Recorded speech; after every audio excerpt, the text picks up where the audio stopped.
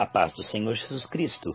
Vamos continuar com o tema sintomas de estar sendo enganado pelo espírito do erro. Em 1 Coríntios capítulo 3, versículo 18. Ninguém se engane a si mesmo. Se alguém dentre vocês se acha sábio, se tem por sábio neste mundo, faça-se louco para ser sábio. O espírito do erro está agindo naqueles que se acham sábios, que a sabedoria segundo o mundo os torna sábios. Desde a queda, o homem está muito limitado em sua condição intelectual, mental. Deus fez o homem à sua imagem e semelhança. Mas, por causa da queda de Adão e Eva, o homem caiu da dimensão da sabedoria para a dimensão da ignorância. A palavra de Deus diz que o mundo perece e até mesmo aqueles que se dizem cristãos perecem, Oséias 4,6, por falta de entendimento. O chamado do Senhor em Romanos capítulo 12 é não estarmos conformados com aquilo que sabemos, mas ser transformados pela renovação que o Espírito Santo deseja produzir através da palavra, da meditação na palavra, da comunhão com Deus e da comunhão com os irmãos cheios do Espírito Santo. O homem que se conforma com a sua condição desde a queda, ele está sob a influência do espírito do erro. Quando uma pessoa tem uma oportunidade de melhorar, progredir, e ela se conforma com o pouco, ela se conforma com o estado lastimável, e ainda se gloria nisto, é porque ela está enganada, equivocada. Deus diz em Jeremias: não se glorie o sábio na sua sabedoria, nem o forte na sua força, o rico na sua riqueza, mas aquele que se gloriar, se glorie em mim, e saber que eu faço misericórdia e justiça, porque dessas coisas me agrado. Vemos que a Bíblia mostra a mente de Deus, e Deus é mais sábio que o homem. Aquele que for humilde reconhecerá isto. Mas quanto aos soberbos, dirá que a palavra está errada naquilo que ela expõe necessidade de mudança. O homem ama mais as trevas da ignorância e da influência do inimigo do que das devidas transformações que o Senhor quer produzir para conduzir o homem à plenitude e à liberdade. Vemos que os humildes reconhecem a soberania da sabedoria de Deus. Daniel era um homem, segundo a Bíblia, sábio, e ele dizia: o meu Deus é quem me revelou, isso não está em mim. A mesma coisa em Gênesis 41:16, José disse a Faraó: isso não está em mim, mas vem de Deus, a sabedoria que eu tenho. O homem que se gloria no Senhor e sabe que Ele é a única fonte da verdadeira sabedoria, este é sábio. O temor do Senhor é verdadeira sabedoria. Respeitar o Senhor e saber que, desconectado dele desde a queda, o homem não está na sua plenitude. E agora o Senhor nos chama para viver essa plenitude. Rejeitar o chamado de Deus para ser restaurados mostra que há uma influência de espíritos imundos, espírito do erro. O Senhor diz: ninguém se engane a si mesmo. Se alguém se acha, se tem por sábio, que nós possamos acordar ainda deste lado. Em Apocalipse 3,17, aquela igreja apóstata dizia: sou rico, sou sábio. E o Senhor disse: tu não sabes que és pobre, cego, nu e miserável. Vemos sem dúvida que o conceito de Deus, a avaliação de Deus é o único correto, e Ele nos chama para sair dos nossos pensamentos carnais e entrarmos na dimensão da sua revelação e da sua sabedoria. Atender esse chamado é sabedoria. Deus enviou a Jesus Cristo e que enviou o Espírito Santo, e agora, através da igreja, está falando e convocando os homens ao arrependimento e à santificação. Toda a força celestial, o Pai, o Filho, o Espírito Santo, os anjos e a igreja, na intensidade máxima, está procurando atrair os pecadores para a verdadeira sabedoria que é o Senhor Jesus Cristo. 1 Coríntios 1:30. Que força maligna de treva que pode estar emperrando, enroscando, retendo o homem para este convite maravilhoso? O espírito do erro.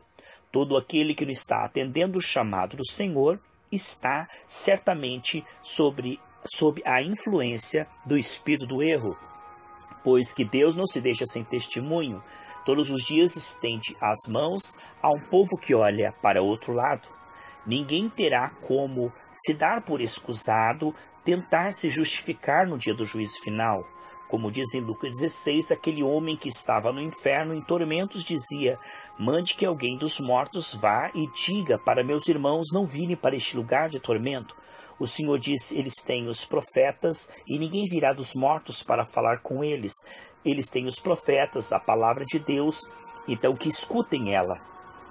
Então aquele homem disse: não, mas se alguém vier dos mortos e falar como é horrível o inferno, então eles acreditarão.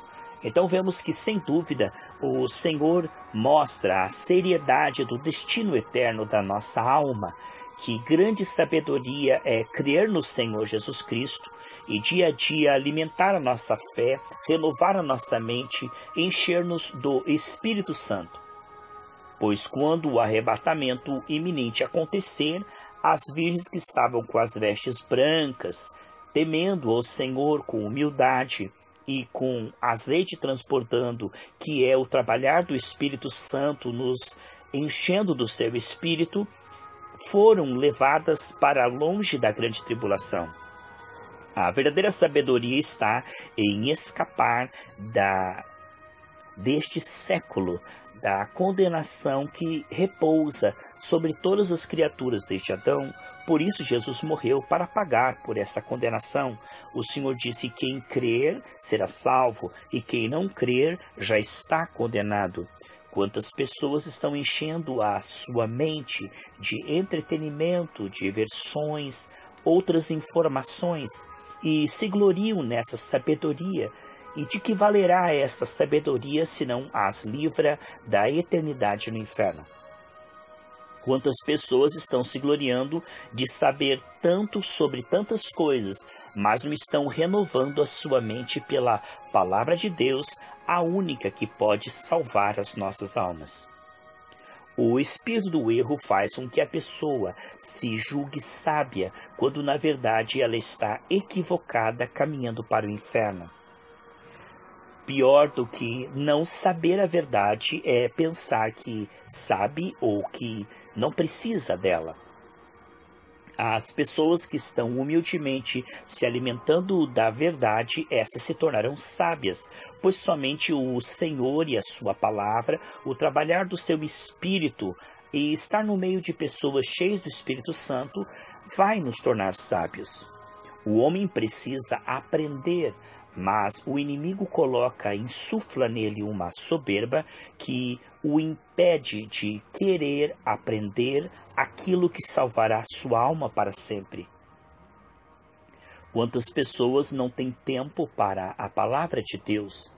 Quantas pessoas blasfemam contra a palavra de Deus, dizendo foi escrita por homens, mas leem outros livros escritos por homens e até dizem que há sabedoria naquilo, homens que são cegos guiando cegos, e rejeitam a palavra de Deus.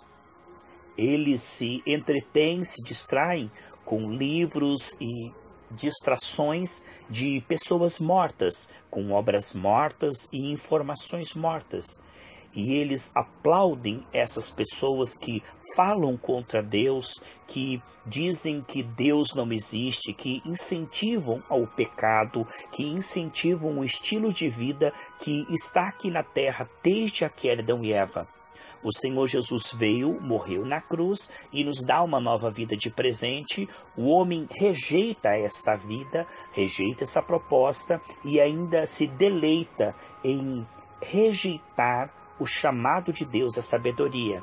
E o pior é que o diabo as faz pensar que são sábias. Aí está.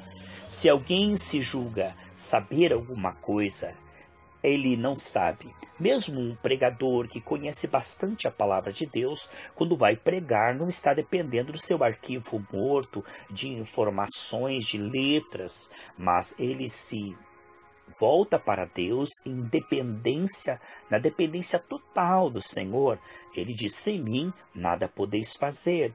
O homem, ele depende de Deus, ele teme a Deus, ele recorre a Deus. Aí está a sabedoria, em andar com Deus e reconhecer que em todo o trajeto somente Ele é sábio e somente Ele pode nos tornar sábios. E tão importante quanto nos tornarmos sábios é usarmos essa sabedoria para ajudar pessoas, servir pessoas, abençoar pessoas para a glória do Senhor. E tão importante quanto nos tornar sábios é nos mantermos sábios até o fim. A palavra de Deus diz: aquele que perseverar até o fim será salvo. Muitos, por um período de tempo, até compram uma Bíblia, vão numa igreja e começam a aprender as Sagradas Escrituras, as Sagradas Letras que podem nos fazer salvos. Mas logo interrompem, abandonam e voltam para o pecado. São de curta duração. A sua vida é como a porca que volta para a lama e é como o cachorro que volta para o seu vômito. Sei que está muito em voga nesses dias a pregação herética do espírito do erro de que uma vez salvo, sempre salvo, e de que o crente não pode perder a salvação. Paulo diz: eu cuido para que, pregando a outros, eu mesmo no final não venha a ser desqualificado. As pessoas dizem: mas da mão de Deus ninguém arrebata nada. É verdade que Deus nos colocou na sua presença e colocou o seu Espírito em nós para sempre, mas podemos rejeitá-lo, podemos extinguir o Espírito Santo. O livre-arbítrio continua existindo.